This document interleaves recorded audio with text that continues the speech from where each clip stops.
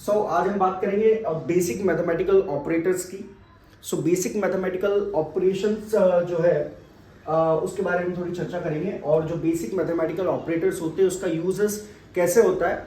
मैंने अधिकतर देखा है कि बच्चे from 7th standard to 10th standard ये वाली प्रॉब्लम फेस करते हैं, और अधिकतर प्लस माइनस इंटू माइनस क्या होता है, प्लस इंटू प्लस क्या होता है, मतलब सिली सी चीज़ होती है। लेकिन क्योंकि बेसिक्स जो होते हैं वो क्लियर होना अच्छी बात होती है, लेकिन उससे बड़ी बात होती है कि क्लियर कैसे हो। ठीक है, तो जितना मेरा एक्सपीरियंस रहा है और जितना मैंने बच्चों को जिस तरीके से समझाया है, कोशिश करूँगा कि मैं आपको भी उस तरीके से बताऊँ, और ताकि आपका जो प्लस माइनस का कन्फ्यूजन है वो क्लियर हो पाए। तो सबसे पहले हम बात करेंगे रूल ऑफ एडिशन की। रूल ऑफ एडिशन, तो एडिशन हमें कैसे करना है। कोई भी दो कांस्टेंट नंबर या वेरिएबल्स को हम कैसे ऐड करेंगे, rule of addition. Rule of addition में अगर सपोज आपको एक नंबर दिया हो 13 प्लस 17, इसको ऐड करना बहुत ही आसान है। ठीक है, 13 प्लस 17 होता है 20। यहां कोई समस्या नहीं आती। प्रॉब्लम यहां भी नहीं आती जब यहां पे लिखा हो 13 माइनस 7। 13 माइनस 7 कितना होता है 6। यहां भी कोई समस्या नहीं। प्रॉब्लम कब आती है जब इसी इक्वेशन को हम थोड़ा सा अलट पलट करके लिख देते हैं। जैसे कि मान लो मैंने इसको लिख दिया -7 प्लस 13, तो बच्चा कंफ्यूज कि सर -7 प्लस 13 ये थोड़ा सा हमें समझ में नहीं आ रहा।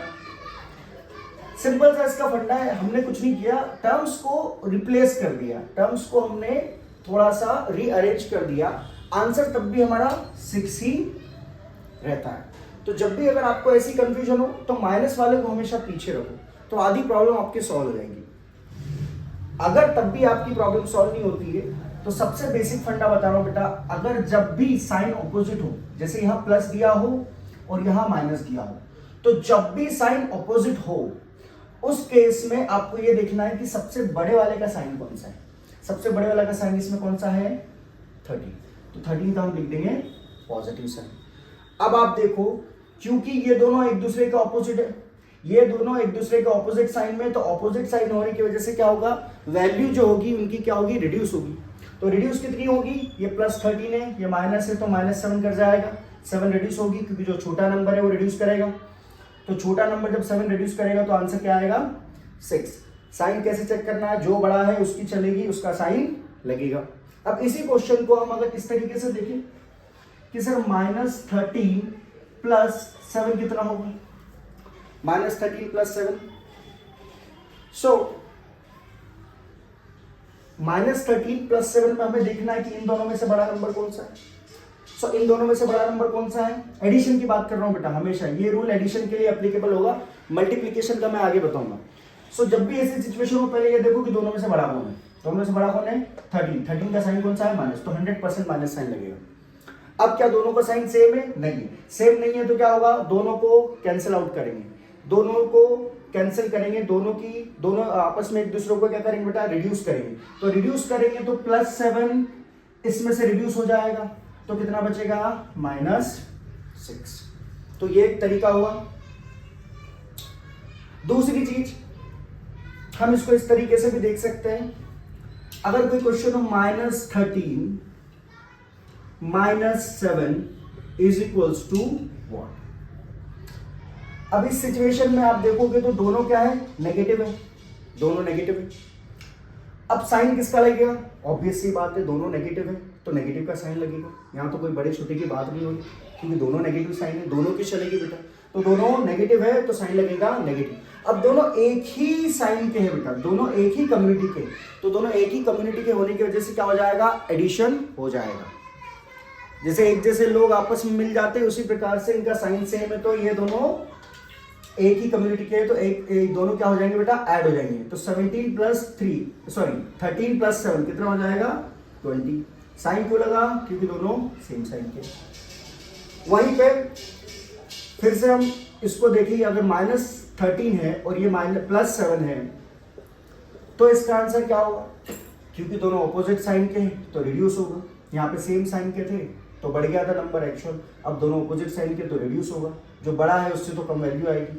तो इसमें हम ऐसा भी कर सकते हैं कि -13 को हम लिख सकते हैं बेटा, -13 को अगर मान लो मैंने लिख दिया, इसमें से 7 निकाल दिया और तो इसके पास बचेगा -6 और -7 और इधर रहा +7, तो ये +7 -7 को कैंसिल कर देगा तो आंसर आएगा -6। तो रूल ऑफ एडिशन इस तरीके से एप्लीकेबल हो सकता है। आप एक बार खुद से ये प्रैक्टिस कर सकते हो, ठीक है। -2 +3 +8 -17, इसको आप खुद से एक बार ट्राई करके सॉल्व कर सकते हैं, ठीक है। So this is the rule of addition. अब बात कर लेते हैं रूल ऑफ मल्टीप्लिकेशन की। इसमें भी बहुत बार कंफ्यूजन होती है, plus into plus, minus plus minus into minus क्या होता है, बहुत बार वो कंफ्यूज हो जाते हैं कि रूल ऑफ एडिशन हो रहा है कि रूल ऑफ मल्टीप्लिकेशन हो रहा है। तो रूल ऑफ एडिशन बेटा सिर्फ और सिर्फ जोड़ने के टाइम पे काम आएगा, इस बात को आप नोट कर लो।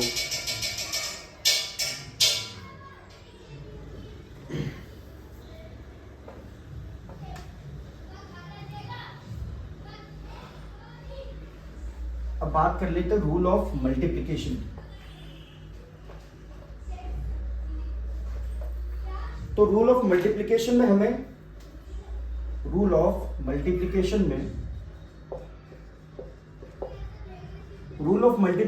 सिर्फ हमें एक ही बात पे ध्यान देना है कि जो साइन है वो आपस में मल्टीप्लाई होना जरूरी है। यानी प्लस का कोई साइन मल्टीप्लाई हो रहा है किसी और साइन से, वो प्लस भी हो सकता है, माइनस भी हो सकता है और कुछ भी हो सकता है। तो ध्यान ये देना है कि जब भी किसी कांस्टेंट नंबर का साइन आगे माइनस हो और उसके बाद वाला कांस्टेंट नंबर प्लस वाले साइन का हो तो हमेशा आंसर आएगा माइनस में, बस ये याद रखो। इसके अलावा बाकी जितने भी कॉम्बिनेशंस बनेंगे वो सारे होंगे बेटा प्लस के, जैसे माइनस इंटू माइनस ये हो जाएगा प्लस, प्लस इंटू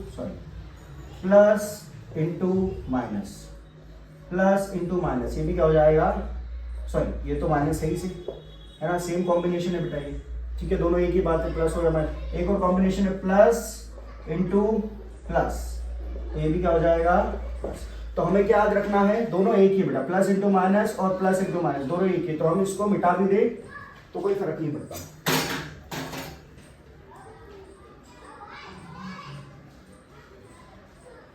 तो हमें ध्यान में रखना है सिर्फ ये वाला, ये ध्यान में रखना है, इसका आंसर माइनस होगा, प्लस इंटू माइनस माइनस होगा, बाकी सबका प्लस होगा, इतना हमें बस ध्यान रखना है। किस केस में, मल्टीप्लिकेशन के केस में, ठीक है।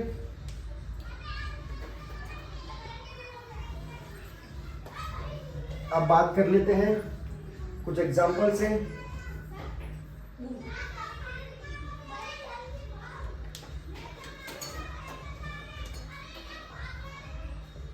-2 इंटू +3, तो रूल क्या कहता है, माइनस इंटू प्लस क्या होता है हमेशा माइनस, और 2 इंटू 3 क्या लिख देंगे बेटा, 2 इंटू 3 6, सिंपल।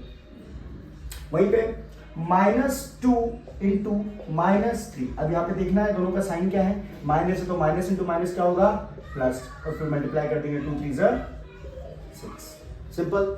वैसे ही 2 इंटू 3 तो आप बचपन से पढ़ते आ रहे हो बेटा, 2 इंटू 3 इज 6, ठीक है।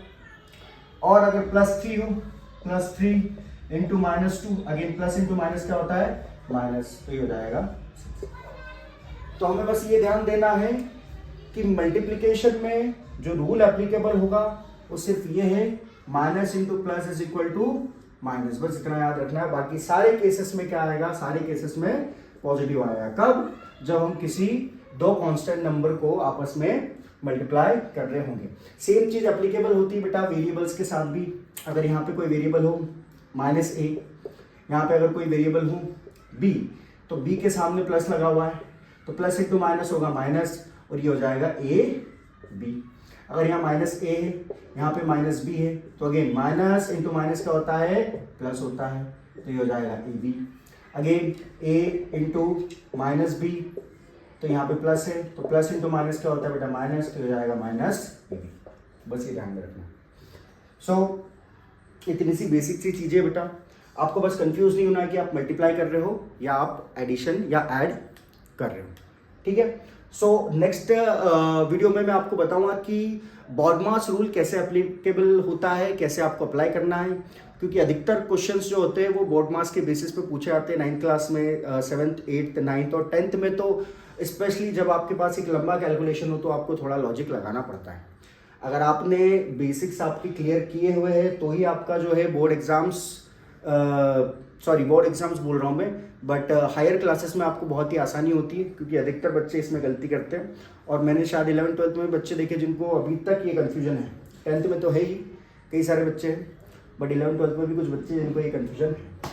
ठीक है, तो क्लास यहीं पे एंड करते हैं और थैंक यू, आपने आपका टाइम दिया।